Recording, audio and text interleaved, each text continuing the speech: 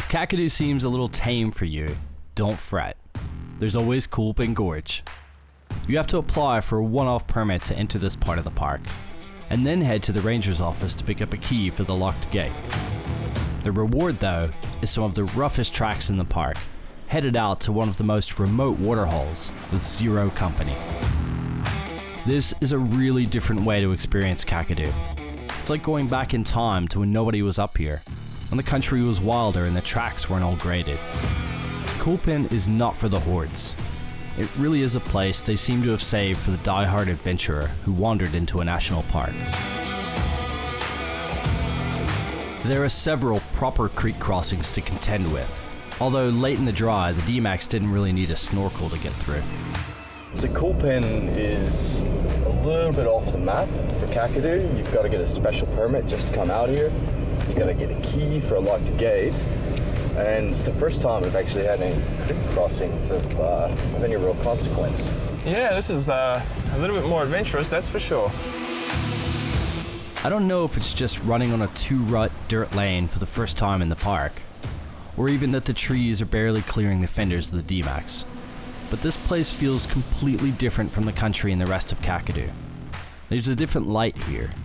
It feels more like the Gulf country down south, the muted colors of the stunted gums, the way the leaves bounce the sun rays around. I feel closer to everything here. Driving off-road is like walking barefoot. You can feel the spine of Mother Earth beneath you in a way that paved roads kill. There are no trails to follow here, no fancy boardwalks. You follow Koolpin Creek against gravity to find the pools that stack up in the red and yellow sandstone ridges.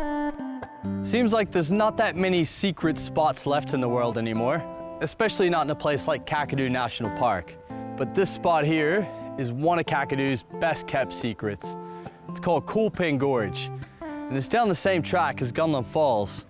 But in order to get here, you've got to bring a key with you from the ranger station, open a locked gate, and go down a pretty rough track. And from there, it's still about 1.5 kilometer walk through some pretty rough stuff to get here. But man, is it worth it. There's two beautiful deep rock holes here that have been cut into this gorge, and that water is pretty refreshing after that hike. It's a pretty magical spot. There's not a soul here. I've got the entire place to myself. And what a place. Beautiful swimming holes, croc-free, and all mine. Proof that there really are a few hidden gems left in the world. There are heaps of massive black bream swimming in the deep water here, probably because you aren't allowed to fish here at all. The rocks drop off sheer into the black water, and at first, it's a bit unnerving jumping in. Crocs can't make it this far upstream in steep country, but you still always have them in the back of your mind as you make that first leap of faith. Since the beginning of time, mankind has had a complicated relationship with water. 3 days without it and you die. 3 minutes with too much of it and you die. And man has always believed that it had the power to cleanse more than just dirt. Every major religion embraces ritual cleansing, from baptism to the immersion of Ganesh in the Ganges.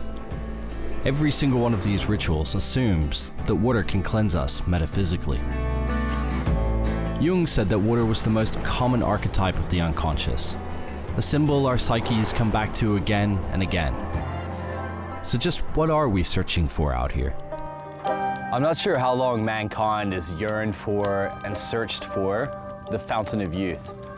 That mythical font where a man can find his misspent youth again, can maybe find his innocence again. When Ponce de Leon was wandering around Florida, he definitely didn't find it. But I wonder what would have happened if he'd come to the top end of Australia. The rock holes and the gorges that lace through the top end of this continent, if there ever was a Fountain of Youth, they're as close to it as I think we're ever gonna find on this planet. It's no surprise that people come here all over the country looking for something that they can barely name. And when they get to these places where water and orange stone meet, I gotta believe they're finding it a little bit there. There's definitely more happening than just a cool swim. I think if you're gonna find that fountain of youth anywhere, it's up here.